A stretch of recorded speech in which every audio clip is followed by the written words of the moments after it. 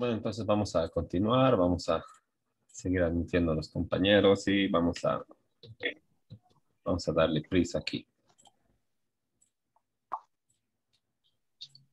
No se olviden volver a poner sus nombres, por favor, en el chat. Siempre tienen que poner para que en las dos clases estén, ¿no? Bueno, en las dos sesiones de cada clase. Así así ya no tengamos ninguna observación con coordinación en ese tema, ¿no? Y Las conocidas. Mi compañero de profesores. ¿Sí? Sí, mi amigo. Estaba con mis compañeros, más bien. Yo más bien no hablaba mucho con él. No, con el papá no te.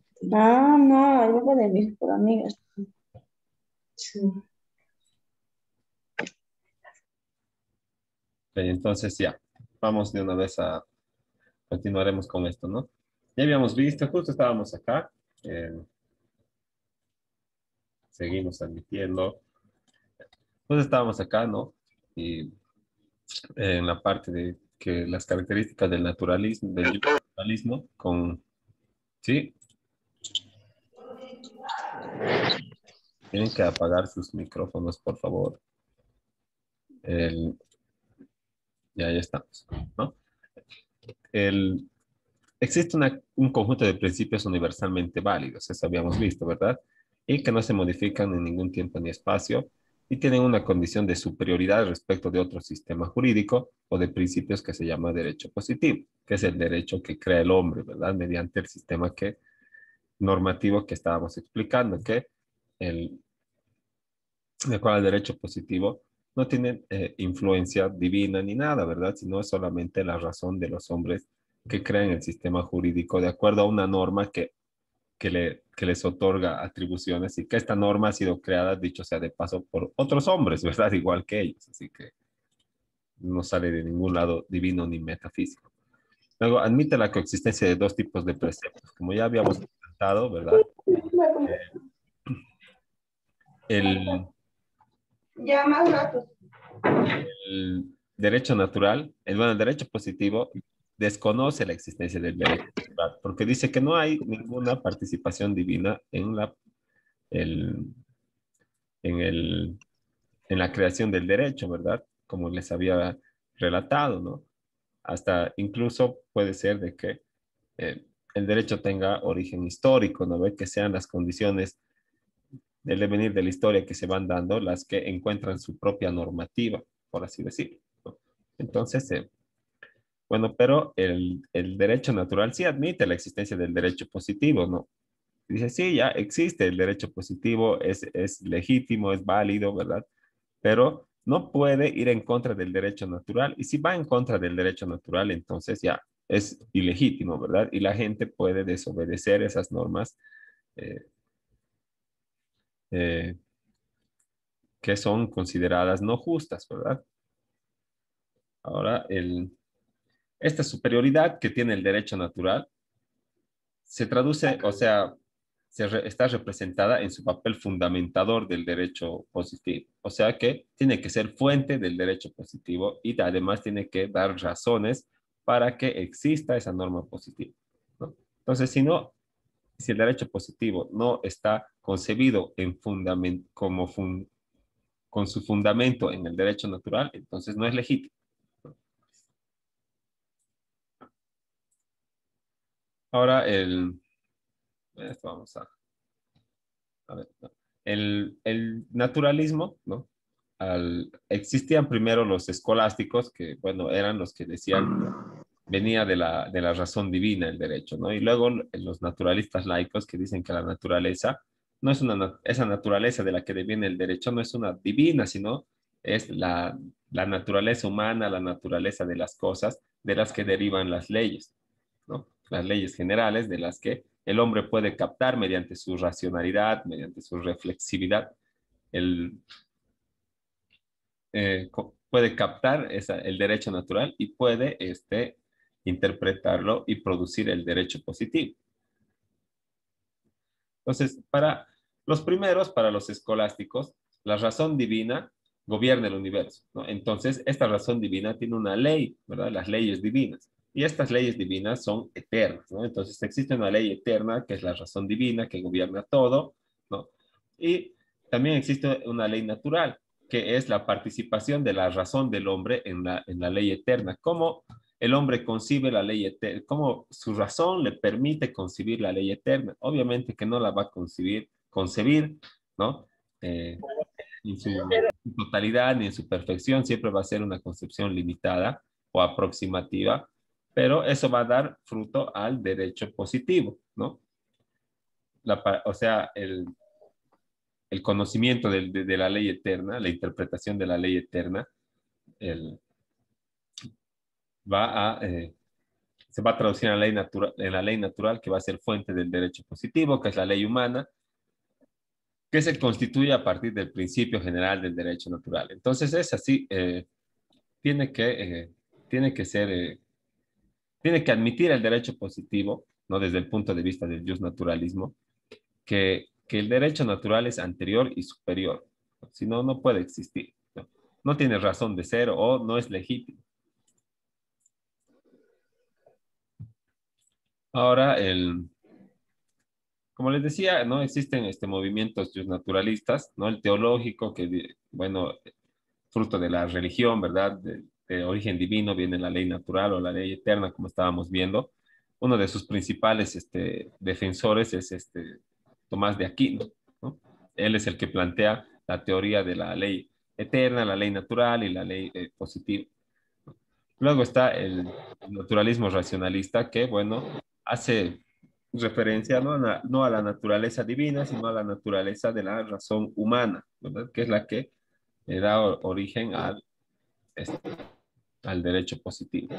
Luego está el justnaturalismo historicista, que señala que es el devenir de la historia y las condiciones objetivas de cada momento y lugar, las que encuentran su propia normativa.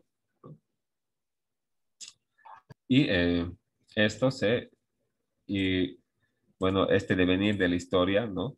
Que como ese ejemplo, ¿verdad? Del derecho de propiedad, ¿no? Da origen al derecho positivo, ¿no? Ahora, estas otras características del derecho positivo también hay que revisarlas, ¿no? El conjunto de normas que, como concibe el derecho, tienen que ser impuestas por quien ejerce el monopolio de la fuerza. ¿Quién ejerce el monopolio de la fuerza? Los que están la clase que está gobernante, ¿verdad? Pero existe una independencia de poderes, ¿verdad? El legislativo crea las leyes, el ejecutivo las aplica y el judicial, pues castiga el incumplimiento, ¿no? Entonces, estas reglas impuestas, ¿verdad? Eh, tienen que ser provenientes de ese órgano legislativo y si provienen del órgano legislativo, sirven o son válidas por su propia existencia, ¿no? Entonces, solamente porque ha pasado ese tránsito legislativo es derecho, ¿no? Independientemente del valor moral de sus reglas. O sea, contenga o no un ideal de justicia. Por ser ley, es legítimo y tiene que ser obedecido, ¿no? Y bueno, una postura extrema digamos, en este punto, sería las leyes del régimen nazi, ¿verdad? O sea, todos saben que los nazis han matado judíos, ¿verdad? Pero no han matado así sin fundamento legal, pues sin base jurídica, ¿no? ¿Qué ha pasado? Primero han salido leyes, ¿verdad? Y las leyes han permitido la persecución, han permitido que los subhumanos, como les llamaban, ¿verdad? Se vayan despojados de derechos y les hagan todo lo que les han hecho. Y además les enjuiciaban y con esas leyes del régimen nazi los mandaban así con juicio, con sentencia, pues al campo de concentración, ¿no? Entonces, esa ley era totalmente injusta, ¿verdad? Totalmente eh, contraria a los valores que supuestamente el derecho propugna, ¿no? Pero como era ley, ¿verdad? Entonces los jueces tenían que aplicar, ¿no? Pero cuando ha terminado la guerra, ¿verdad? Los han agarrado a todos los que han aplicado la ley, a los que han creado la ley, a los policías, a los jueces, a los militares, ¿verdad? y les han enjuiciado pues así en unos juicios famosos que se llaman los juicios de Nuremberg. Hay película, hay libro, hay reseñas, ¿no? Y en estos juicios en que se estaba enjuiciando a los jueces nazis, ¿verdad? La defensa de ellos planteaba que bueno, ¿no? Que ellos son aplicadores de la norma, ¿verdad? Y que solo estaban haciendo su trabajo y que, bueno, pues tenía que cambiarse con otra ley, esa ley injusta, para que ellos puedan actuar de otra manera, ¿no? Pero en contrapartida también les han cuestionado de que eh, desde toda su sapiencia, ¿verdad? Jurídica y todo, ellos podían deducir que esa ley no era justa, ¿verdad? No conducía hacia ningún ideal así de, digamos, el de justicia, el de libertad, el de igualdad, ¿no? Que van a favorecer la vida en sociedad. Entonces, como sabían que estaban aplicando una ley que era mala, en resumen, eh, entonces han sido culpables nomás, pues, y les han mandado a la horca, ¿no? Entonces, es interesante nomás eso de los juicios de Nuremberg, y es histórico, ¿no? Son como juicios que han cambiado la historia, ¿no? Y también está el juicio de Juana de Arco, es otro que ha cambiado la historia también, ¿no? Hay algunos famosos que vale la pena revisarlos, por lo menos de pasada, para ver, para conocer cómo se ha resuelto, ¿no? Ahora, como estábamos viendo, el positivismo concibe la ley independientemente del valor moral de sus reglas, ¿no? Y también procura ciertos fines, pero estas reglas procuran fines deseables, ¿verdad? Como orden, paz, certeza, justicia legal, ¿no? Y en el ejemplo que hemos dado, las leyes no conducían a ninguno de estos fines, ¿no? Conducían a otros fines. Ahora, entonces, el orden jurídico es igual a un conjunto de normas, ¿verdad? Un conjunto de normas que aspira a cumplir con estos dos dogmas, les llaman, ¿no? Eh, Dogma de plenitud y dogma de coherencia, ¿no? Al principio parece de verdad un poco difícil de entender o algo, o por lo menos sus denominaciones son un poco pesadas, pero no es nada del otro mundo, ¿verdad? Si el orden jurídico es un conjunto de normas, ¿qué quiere decir? Este conjunto de normas tiene que ser coherente, ¿verdad? O sea, no tiene que chocarse una con otra y tiene que ser completa, ¿no ve? Pleno es completo, ¿verdad? Plenitud es estar completo, ¿no ve? Entonces, si es completo, no va a haber una situación jurídica que no esté regulada por una norma, ¿no? Entonces, a eso aspira, a eso aspira este conjunto de normas para ser considerado derecho, ¿verdad? ¿No? Entonces, ¿qué es el dogma de plenitud? Es la ausencia de lagunas. Quiere decir que todas las situaciones van a estar normadas. Una laguna jurídica es cuando no existe una norma que regule una situación que se presenta, ¿no? Y que tenga consecuencias jurídicas. Pues si no existe norma, ¿qué vamos a hacer? Esperaremos pues que haya norma, ¿verdad? Para demandar. ¿No? No es así, ¿no? El código mismo y las leyes señalan que los jueces no pueden abstenerse de resolver solamente porque no existe la ley, ¿no? En ese caso hay que recurrir a la Constitución, hay que recurrir a la jurisprudencia, ¿no? Hay que recurrir a los principios generales del derecho, ¿no? Y para eso estamos acá en filosofía jurídica, ¿no? Entonces, existen lagunas normativas, obviamente. Ningún sistema jurídico de normas y reglas es completo, ¿no? Porque cada caso es pues sui generis, como le dicen, ¿no? Algo muy especial, traigo cómo conectar. Por ejemplo, eh, a ver, una situación que no esté normada, ¿qué pasa, por ejemplo, a ver si, o algo que esté normado, pero que tenga unas situaciones especiales, ¿verdad? ¿No? El, ¿Qué pasa si yo ejerzo mi actividad, abro mi tienda, ¿verdad? Y me va bien así, ¿no?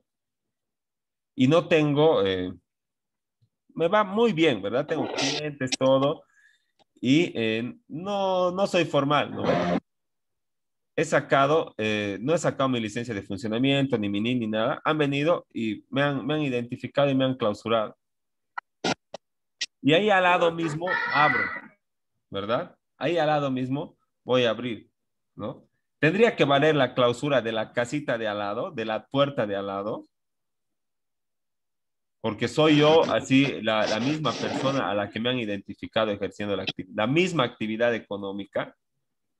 Y esta vez en vez de ponerle tienda de barrio con B grande, le he puesto tienda de barrio con B chica, ¿no? ¿Sí? ¿Alguien tiene alguna Sí, opinión doctor. de Sí, valer? doctor. Doctor, ¿me escucha? Sí, Ya. Dependiendo de eso, ya cuando hablamos de tiendas o de comercio, se va directamente ya al derecho tributario, ¿no? ¿Ya? Y ahí va a depender si es que es la misma dirección, ¿ya? Independientemente sea la misma persona. Y cuando hablamos de dirección, no se olvide, la puerta puede ser la 123, el de lado puede ser la 456, a la 2 o la 2257, todo dependiendo de la dirección. Y es claro, lo correcto actualmente. pero si soy la misma persona ejerciendo la misma actividad económica con los mismos bienes, entonces Le vuelvo debería a valer recalcar, la doctor, clausura. en realidad, si es que está en la misma dirección, vale la clausura. Pero si yo, como usted dice, ¿no? Una persona vivilla que me he ido al lado, ¿ya? Usted sabe que ya cambió la dirección, que ya no es la dirección en la cual estaba empadronado.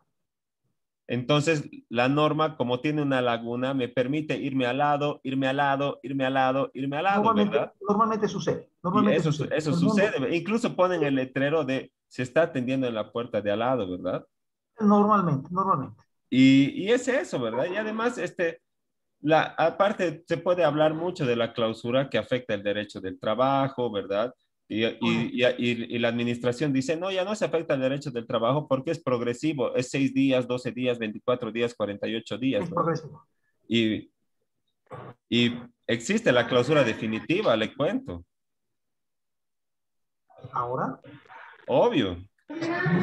¿Qué pasa si me clausuran? ¿Qué dice la norma cuando dice por no inscribirse en el régimen tributario, o sea, por no tener ni... ¿Hasta cuándo es la clausura? no, por no tener NID no dice nada. Lo que dice claramente de que cuando una persona no No, tiene pero NID, ¿qué dice? Dice, por no tener NID hasta su nueva la multa. inscripción, hasta su regularización, ¿verdad? Eso dice, Ya, hasta su y no se olvide regularización que en hay el una país. multa. Y si nunca se regulariza, si abre con otro nombre, Es ahí ¿es donde, definitiva o no es definitiva esa clausura para esa actividad económica?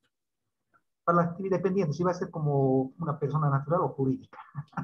Sería, ¿verdad? O sea, hay muchas lagunas normativas y en todo lado, igual en la parte civil, por ejemplo, el, ¿qué pasa si existe un bien que está grabado con dos deudas, ¿verdad? ¿Ya? Y el registro en derechos reales, o sea, la hipoteca, es el señor A va primero y el señor B va segundo. Y en el documento privado es al revés, ¿verdad? Es, ¿No? Entonces, ¿qué va a pasar? Le van a hacer caso al que tiene primero el registro, ¿verdad? claro, al señor A. ¿No? Entonces, no existe ninguna norma que diga qué va a pasar en el caso de que exista un documento público o privado con reconocimiento de firmas que señale otro orden cronológico que el de la hipoteca, ¿no? No existe así. Nos vamos a ir siempre al orden de la hipoteca, ¿verdad? Y por N o Z razones, una persona puede no haber realizado la hipoteca, ¿no? Pero todavía tiene derecho porque esa persona, en mérito de una confianza legítima, que también es una figura jurídica constitucional, ¿no? Ha confiado en la persona, en su compromiso escrito, y para él ha parecido suficiente, ¿verdad? Y ahora va a quedar sin patrimonio, sin nada, solamente porque no ha cumplido con el carácter formal de la hipoteca, ¿no? Pero bueno, son nuestras leyes, ¿verdad? Y tenemos que atenernos a eso, ¿no? Entonces era solamente un ejemplo de que sí existen lagunas normativas en todo nuestro sistema jurídico, ¿verdad? ¿Y cómo se arreglan las lagunas normativas? Con resoluciones judiciales, ¿verdad? Con sentencias, con jurisprudencia, con autos de vista, con autos supremos, con sentencias constitucionales, que nos dan una línea de actuación en un caso que no está todavía normado, ¿no? Entonces ahí recurrimos a la jurisprudencia, porque existe la obligación legal del juez de no abstenerse a resolver solamente bajo el pretexto de que no exista una norma, ¿no? Ahora, en el dogma de coherencia, digamos, quiere decir que una norma no tiene que chocar con otra, ¿no? Y algunos dirían, pero si todas las normas ya están ahí escritas en el sistema, ¿cómo pues va a haber una antinomia, ¿no ve? O sea, ¿cómo puede existir? ¿No? Pero ya les he mostrado en la anterior clase que en el mismo código, si ni siquiera hay que ir de una ley a otra, en la misma ley existen antinomias, ¿no? Por ejemplo, vamos a ir a ver una antinomia del Código Civil y que de verdad afecta casos que se dan comúnmente, ¿no? Vamos a ir creo que es en 1432, sí, y van a ver, acá está, 1432, ¿no? Cuando uno tiene su anticrético, ¿verdad? Quiere decir que está asegurando su derecho a la vivienda, ¿verdad? Y el Estado tiene que precautelar ese derecho, pero le dice el Estado, vas a, eh, tienes que, bueno, para realizar tu anticrético tiene que ser mediante escritura pública, dice, ¿no? El mismo Código Civil nos dice eso. Documentos que tienen que realizarse mediante escritura pública, ¡pum!, el anticrético, ¿ya? Ahora vamos a ver qué dice. Y el anticrético es un monto de dinero alto, ¿no? La mayoría de nosotros conoce lo que es un contrato de anticrético, ¿no ve? Te dejan vivir en una casa porque tú les das un monto grande de dinero por un lapso de un año o dos en el que te lo van a devolver el monto íntegro y tú vas a devolver la casa, ¿listo? ¿No? En pocas palabras. Ahora, dice, el anticrecista tiene el derecho de hacerse pagar con preferencia, dice, a otros acreedores sobre la cosa recibida en antícresis. ¿Qué quiere decir con preferencia a otros? Que si es de anticrético, no importa que otro esté adelante, ¿no ve? Cronológicamente, me van a pagar a mí por mi calidad de anticrecista, ¿no ve? Y supongo que es porque el Estado quiere cuidar este derecho de vivienda, ¿verdad? Mediante su sistema legal, ¿no? Pero más arribita nos vamos a ir al 1395, 93. ¿Y qué dice? La preferencia entre acreedores hipotecarios y entre estos y los anticrecistas se regula por la prioridad de su inscripción en el registro, para lo que se tomará en cuenta el día y la hora. O sea, ¿y dónde queda el 1432? ¿No? Por lo menos aquí que diga, tiene derecho de hacerse pagar con preferencia a otros, menos a los hipotecarios que tengan una creencia cronológicamente anterior al anticrético, ¿no? Porque cuando yo leo esto y me dice, el anticrecista tiene el derecho de hacerse pagar con preferencia a otros y no señala una excepción de otros, ¿no?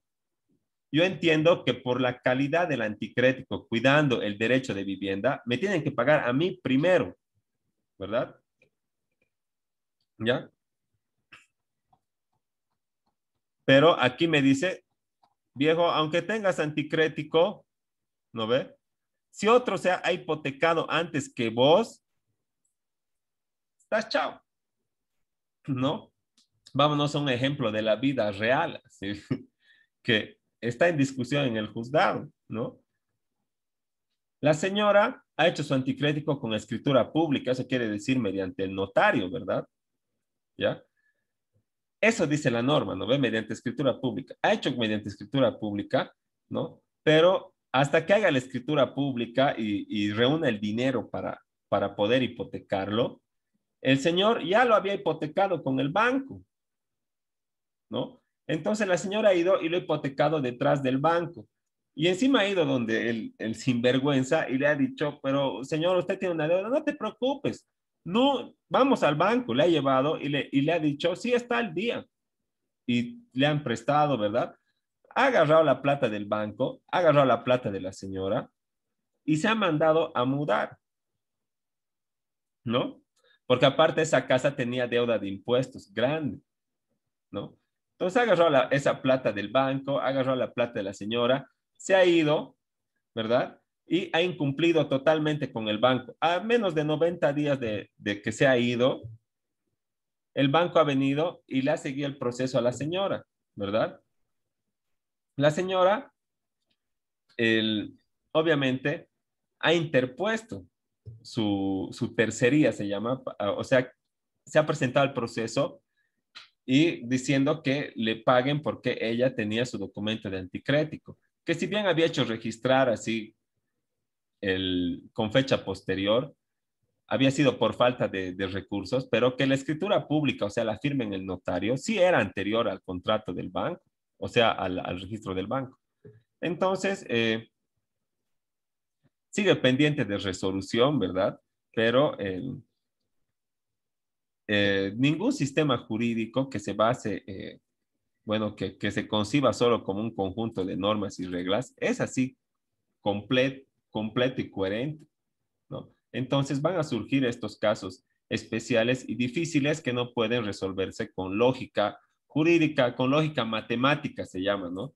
¿Cuál es la lógica matemática? Si, si alguien mata, si X mata, se va a la cárcel, ¿no ve? Si A mató, ¿qué le pasa a A? Se va a la cárcel. Listo, ¿no ve? Esos son los casos fáciles, ¿no? Pero existen muchos casos difíciles y que no pueden resolverse aplicando estas fórmulas lógicas, ¿no? Entonces hay que recurrir a otros institutos, ¿verdad? Hay que recurrir a principios, hay que recurrir a derechos humanos, hay que recurrir a la Constitución, incluso hay que recurrir al, en última razón, así, existen registros de la intención del legislador, ¿verdad? Los apuntes que han dado origen a la ley, ¿no? De todo lo que han discutido en la norma para poder dilucidar el espíritu de la norma, lo que el legislador ha querido hacer, ¿no? Entonces, así se resuelven los casos difíciles y para eso se aplica la filosofía jurídica, porque si solamente estudiamos el derecho y como ley 603 y procedimiento penal y código civil y ley de sistema financiero, código tributario, ley del procedimiento administrativo, nos vamos a volver unos códigos andantes, ¿verdad? Pero no vamos a tener razonamiento jurídico para poder interpretar estas leyes y resolver estos casos que se denominan difíciles, ¿no? Entonces, sí, ¿alguien ha levantado la mano?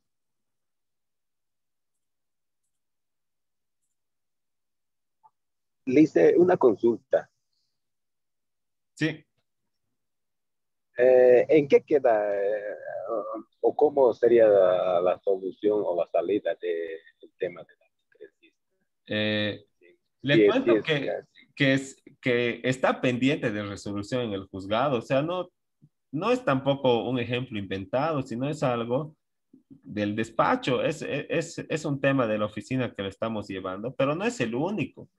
Como esa demanda, existen varias, así, y conozco hartas personas y algunos colegas que lo están tratando de sacar de la misma manera que nosotros, aplicando eso del eh, el 1432, ¿verdad? Además nos vamos a la Constitución Política del Estado, ¿verdad? Creo que en el 19 está el derecho a la vivienda, ¿verdad? Y el derecho a la vivienda es pues un derecho que es de una generación superior pues al derecho patrimonial que tiene el banco, que es la creencia de la plata, ¿no ve? O sea, si la señora no le dan su anticrético, ella y sus hijos se van a quedar en la calle sin plata para poder pagar ni un alquiler. Pero si al banco no le pagan, va a quebrar, ¿no? Entonces, bueno, desde ese lado le estamos intentando proponer, pero vamos a ver qué sale. Pues el, sí, alguien más, si tiene alguna consulta más.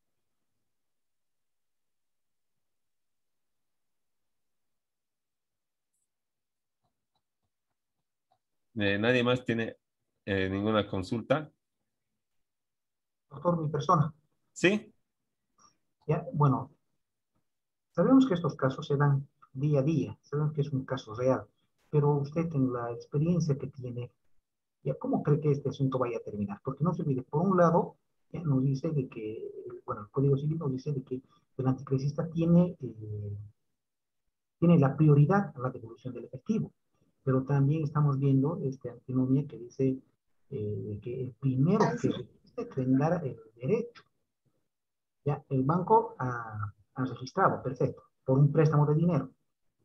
Pero no se olvide que más abajo nos dice el Código Civil también de que el anticrecista tendrá el derecho o tendrá prioridad El privilegio frente a los otros acreedores. frente a los otros acreedores.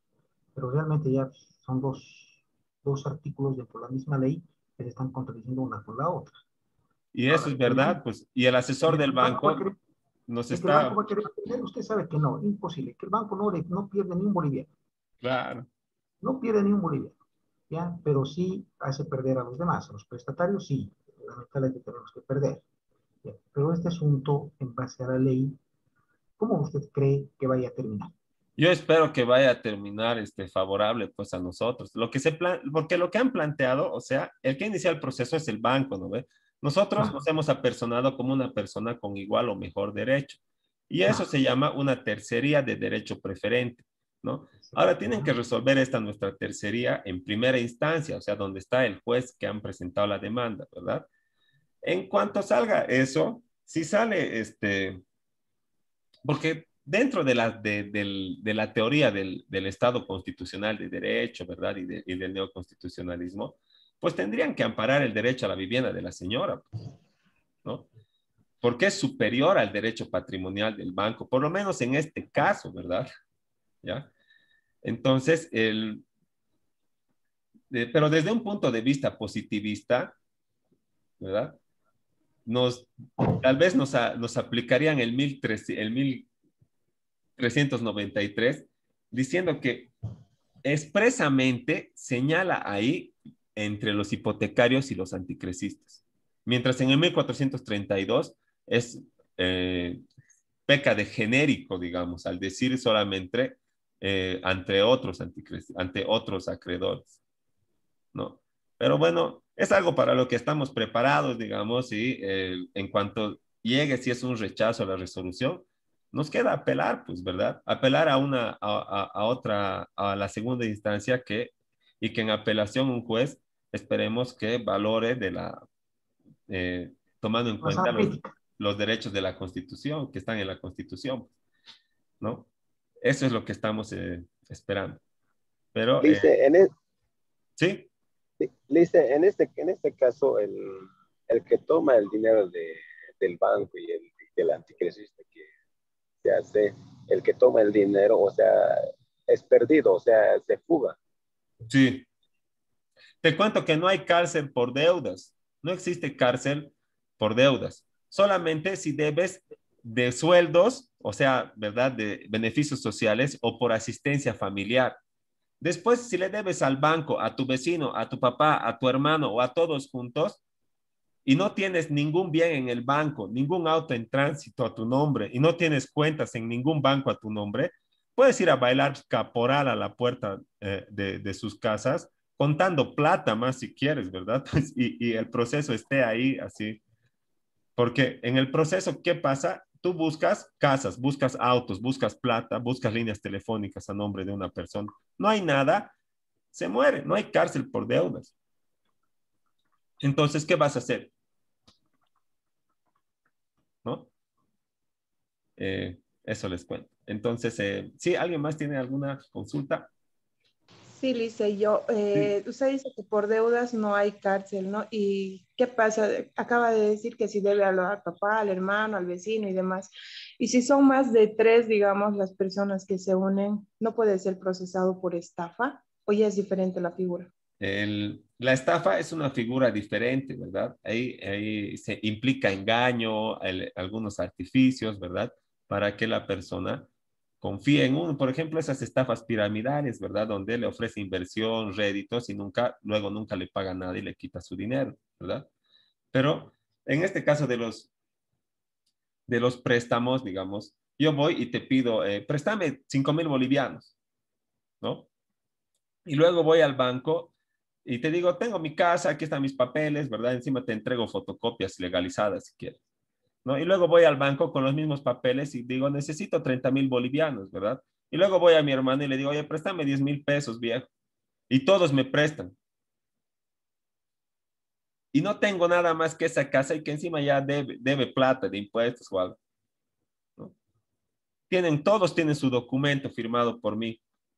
Van a ir, van a reclamar al juez y no es estafa, ¿verdad? No es estafa. Yo no les he engañado, ¿no? Yo te he dicho, tengo mi casa, al banco igual. Mi hermano sabe que tengo mi casa, ¿no? Ahora que hayan confiado en mí, así, que no hayan averiguado mi situación hipotecaria o mi capacidad de pago, ya no es, pues, ni modo, digamos, ¿no?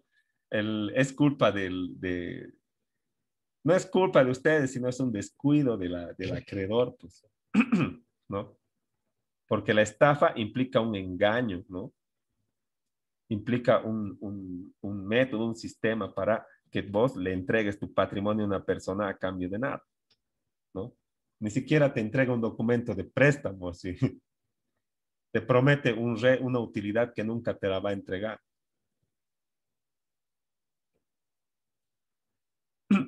Y alguien más, una Doctor, última consulta antes de que se nos acabe el tiempo. sí, doctor, buenas noches. Sí. Eh, Basándonos en el mismo ejemplo, en la misma figura de este caso, ¿qué sucedería con aquellos que quizás se prestan en el hecho de garantes personales? O sea, en qué conclusión quedarían también ellos o cómo se ven afectados? La macana de ser garante es verdad y tienes razón la gente cuando de manera común te dice, confianza ni en la camisa y no garantices ni a tu papá, ¿no ve? Porque cuando uno es garante, es igualito que el deudor en el juicio. Lo mismo te van a hacer, solo que tú no has agarrado ni un peso, ¿verdad? No te lo has comido, no lo has invertido, no lo has perdido, ni nada, ¿no? Pero como tú eres garante, por ejemplo, como dices en la figura del garante personal, ¿qué pasa? Tú vas al banco y firmas junto con tu amigo, ¿verdad? O tu padre, o a quien le estén garantizando, ¿no? Firmas y para que tú firmes, el banco ha averiguado que si no le puede cobrar al que le estás garantizando, te va a cobrar a vos. Sí o sí, ¿no? Entonces, ¿qué ha pasado? Hacia dejar fotocopia simple, por ejemplo, de tu auto, ¿verdad? O un extracto bancario. No, pero no pasa nada, no se va a hipotecar porque es fotocopia simple, te dicen, ¿no ve? ¿Ya? Y cuando incumple el garantizado, ¿qué pasa? Le van a buscar bienes a él, pero como él tal vez tenía el ánimo de estafar, ¿verdad? Y sabe que ha incumplido, ¿qué va a pasar? Hasta que le persigue el banco, ya no va a tener casa, ya no va a tener auto, ya no va a tener dinero en el banco, ¿verdad? Porque la persona que se dedica a estafar hace así, ¿verdad? Dice, tengo 10,000 bolivianos en una cuenta, tengo un auto. Encima, si quieres, lo haces hipotecar el auto, ¿no ve? Y después te vas de Sacaba a Vinto. ¿Dónde van a secuestrar el auto? Bien, está hipotecado en el registro, con orden de secuestro, con mandamiento de embargo, ¿verdad? ¿Y dónde te van a encontrar? ¿Acaso el embargo o el proceso te va a impedir manejar el auto o cargar gasolina o pagar impuestos? Te va a impedir vender porque nadie va a querer comprar grabado. Pero, por ejemplo, que trabajas con tu auto, ¿qué te importa? Que esté grabado hasta la muerte, pues no. Ya. Entonces, garantizas, ¿verdad? ¿Y qué va a pasar? El banco no va a encontrar casas, no va a encontrar autos, no va a encontrar plata, no va a encontrar líneas telefónicas a nombre del deudor principal. Va a buscar a nombre del garante. Pero mentira es que busca primero del uno y después del garante. Busca de los dos al mismo tiempo. Y si te encuentra a vos, te embarga, te graba, te hipoteca, te hace congelar tus cuentas hasta el monto del 100% de la deuda que tú has garantizado. Y obviamente que le vas a llamar a tu ex amigo y ya no va a ser su mismo teléfono. Y bueno, pues si tú eres alguien que trabaja con el sistema financiero y necesitas tu cuenta o algo,